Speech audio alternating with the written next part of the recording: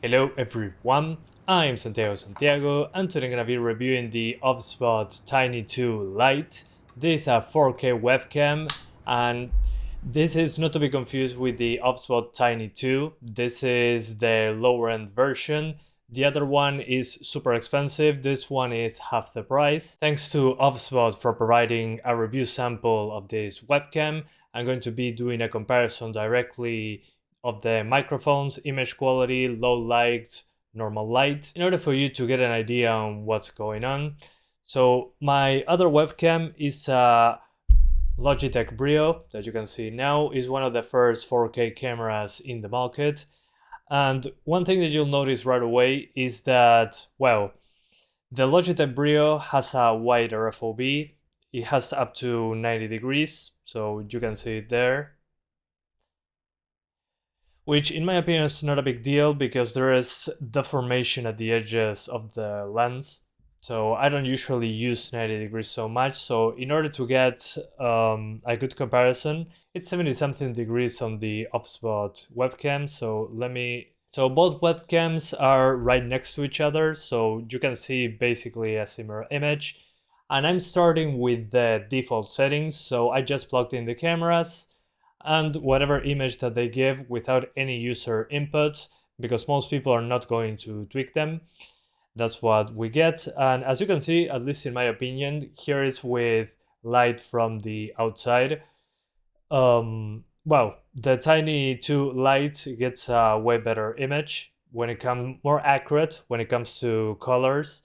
If you can see, my skin actually looks, well, you don't know how I look in real life, looks more realistic. The Logitech one puts me like in a yellow color, and well, you need to do some adjustments using the Logitech app, but again, you have a wider FOV. When it comes to frame rate, we're getting 4K up to 30 FPS on both of them, 1080p 60 and 720p 90 on the Logitech BRIO, 720p 60 on the OBSBOT Tiny 2 Lite. And I think the best way to compare these cameras is to do something like this. So you can see both of them doing their job. When it comes to focus, they both focus perfectly. Let's try to, it says that it focuses quickly in the specs. So let's see. Yeah, it focuses my hand right away, then my face, my hand, then my face. Let's see the BRIO. Okay, it took a little bit longer, but it focused. So when it comes to focus, the OBSBOT appears to be faster when it comes to that. It takes a, yeah, when it sees a face, it's faster. When it's something close to the camera, it takes a bit longer. Then on the BRIO, yeah, it takes longer to focus on your face.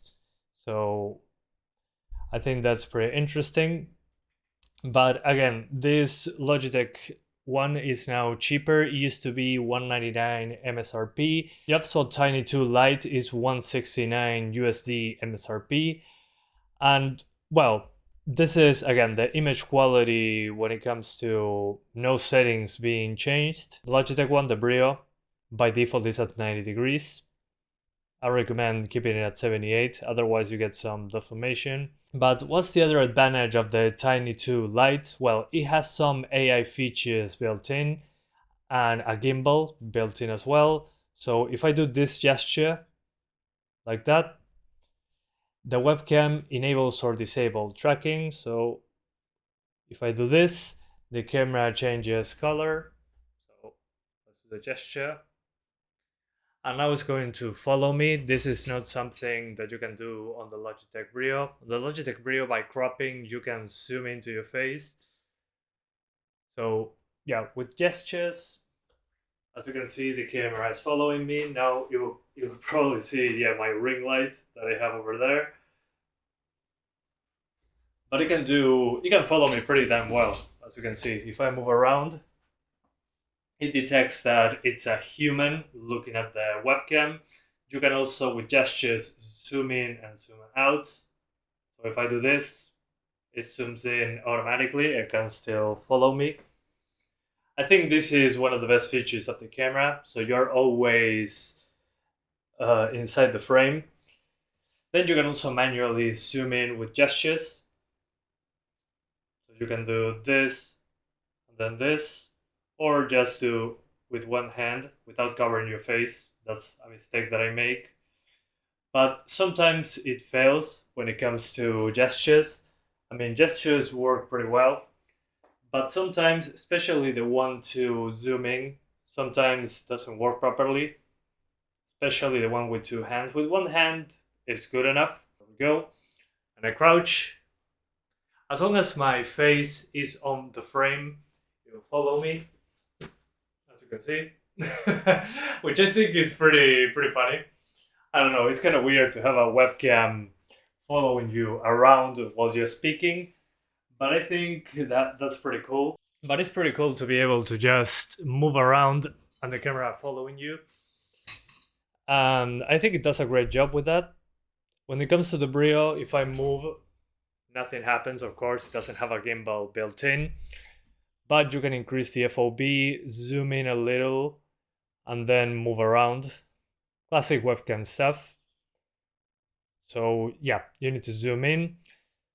And well, what to say, without, again, this is without any tweaks. I just did this gesture and the camera starts following me. So yeah, I'm pretty impressed with what we can get with it so far. Sorry, now it doesn't follow me, but if I do the gesture, it starts following me. So that's pretty cool. I really like that feature, especially to stay within the frame at all times. Alright, so we're now at 1080p 60, and well, this is the, as you can see, I look weirdly smooth. Well, 1080p 60 is what it does. This is Tiny to Lite. This is the BRIO, which, as you can see now, my skin tones look a little bit too yellow, which is not, this is more like what I look in real life. So if you're looking at both cameras, switching back and forth, I think it does better focusing on my face, as you can probably notice. But 1080p 60 actually looks pretty good on both of them. The thing is, I already see some graininess on the BRIO, of course. What about low light performance? Well, before that, let's go back to 4K on both of them, because again, while 1080p 60 is nice, I think 4K looks way crisper, and well, at 30 FPS it requires less light, so let's do that. It's only one ring light around it, as you can see, and yeah, I think there's no comparison here with the default settings on each of them. The Tiny to Lite, I mean, it's basically, it has some graininess in the background, but it's nothing in comparison to the BRIO. The BRIO really doesn't handle low light that great. You can still see my face, but again, looking at them side by side, it can even, the Tiny to Lite, it can even maintain my skin tone, which is incredible. I think it's great with such a low light. Let's now turn off the ring light very quickly and see what happens. So I'm now basically almost in complete darkness. I have a window over there, but it has a blind to it. And I'm going to show a very quick video what my environment looks like right now with my phone. So this is my environment right now. As you can see, dark, dark, dark. That's the only window that I have. That's basically it.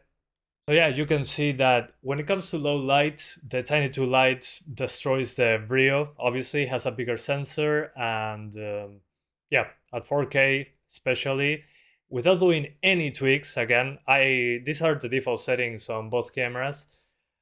It's impressive how well it still maintains my skin color, my details on the face. As you can see, the BRIO, yeah, also the frame rate on the BRIO is dropping below 30. But the Tiny to Lite can even still follow my face, which is awesome. There's some graininess on both of them, but I think it's very obvious what the what the difference is.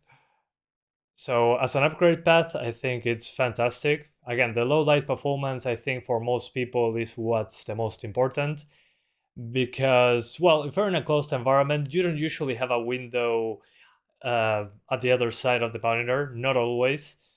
And again, not even the ring light is turned on, which is kind of crazy. Let me turn it back on.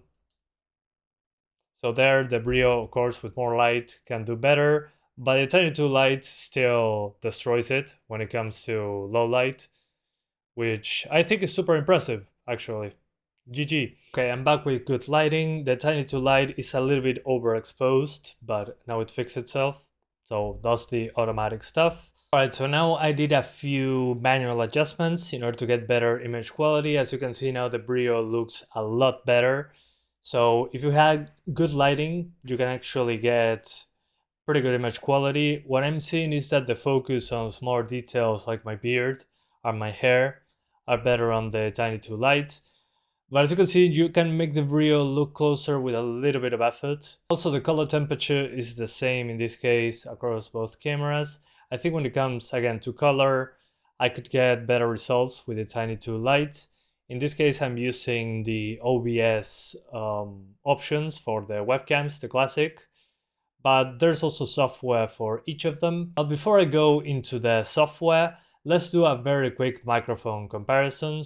The quick brown fox jumps over the lazy dog. The quick brown fox jumps over the lazy dog. I'm doing a higher volume right now. I'm basically screaming. And now I'm doing a low voice, trying to see if they pick it up. By hearing both there, you let me know which one, in your opinion, sounds better. Again, I'm in an echoey room, so this is not the worst case scenario. There's not a lot of ambient noise, maybe my computer, but that's how the microphones sound like. Alright, then when it comes to software, you can install the OBSBOT Center and you can put profiles and all that, but I want to go over what's available. You have a video preview. Now it's occupied by OBS, so let's ignore that. The first thing would be the AI tracking. So you have standard, motion, upper body, and close-ups. So by default, it looks something like this when you install the software. Let's put motion, normal tracking. So now it tracks you very quickly with the motion option. Then you got close-up, which, there we go. In close-up, it actually follows you and tries to keep your face there in the middle, but there's a space up here. And then upper body tries to keep you at around chest level and above, but still there's a space here. One thing that I would like to have is a way to have the tracking left and right, but not on the y-axis, so you can actually make the camera follow you, but without the space at the top. So just following me left and right instead of having only, well, at this level. I usually like to have it a little bit different. So if you don't like the tracking, you can actually manually move it. So I usually like to have it like this. So if you could only follow me left and right at this height, it would be perfect, at least for me. And one thing that bothers me, I do a lot of gestures in real life when I'm speaking. I move my hands a lot, and that sometimes enables tracking. So that's pretty annoying. Good thing you can turn that off. Then you have wide, medium, and narrow. You can also zoom in, so you can actually see what it looks like. I like using wide. You can also have presets for all of this, the position of the gimbal, all that. Then when it comes to image, you got HDR on or off. So it should give you dynamic range. Then you can also manually focus, and you can have the focus to focus on the entire scene or your face, which I think face makes more sense. Then when it comes to exposure, I was using this shutter speed at this ISO to have the minimum amount of graininess, but you can also do automatically. So automatically, you can tell it to do the exposure for your face, but it takes a few seconds for it to really not have the highlights on my face to be overblown. So you can compensate with this. You can make it lower or higher if it doesn't do it correctly. White balance, you can go from 200k to 1,000 to 10,000, sorry. Usually in this case, I think if I put it on auto, it's good enough. Now the exposure kicked in. So yeah, it's a little bit too dark. So again, when you're playing with these options, it takes a little bit of time for it to adjust properly. Sometimes I need to turn this off and back on for it to look correct. Then when it comes to, again, more auto sleep, you can put that if you're not using the webcam, in 30 seconds, it's going to basically go to sleep. So the gimbal will put the camera looking down. So you get privacy, obviously. And you can put a background while the camera is on sleep. So that's interesting. You can also manually grab the camera and flip it down for it to go to sleep. Gesture control. So as I was saying, I use my hands when I speak a lot. And sometimes without me doing it, I zoom in or do something like that. Or maybe I enable tracking. I usually turn this off. Well, it's nice to have those options as gestures. Again, I accidentally sometimes enable the tracking or I zoom in by accident. So yeah. Then when it comes to audio, you get noise reduction, off, weak, medium, strong. You can also mute the microphone while the camera is on sleep. This is at what distance you're speaking. And there's also gain control. You can turn it off if you don't like it or disable the microphone. But if you're in a meeting or something, I think it's a good idea. Maybe you don't have a microphone. You can also reverse how the gimbal works. As you can see, when I'm changing some of the settings, the ISO and the color temperature resets, as you can see there. So that's not great in my opinion. But it takes a few seconds, and as you can see, it went back to what it looks like. And indicator status, the webcam has a light. You can turn it off if you don't like that. Personally, I like having it turned on so I know what's going on. Green light means it's on and it doesn't have the tracking on. Blue light means it starts following you. But the best thing, in my opinion, here is the device initial state. This is, oh, by the way, if you change settings here, it will apply to the camera. The camera will remember the settings as long as you have this software, which I think is great. If you change stuff on OBS, it doesn't stick after you restart. Well, with this, the camera will actually remember.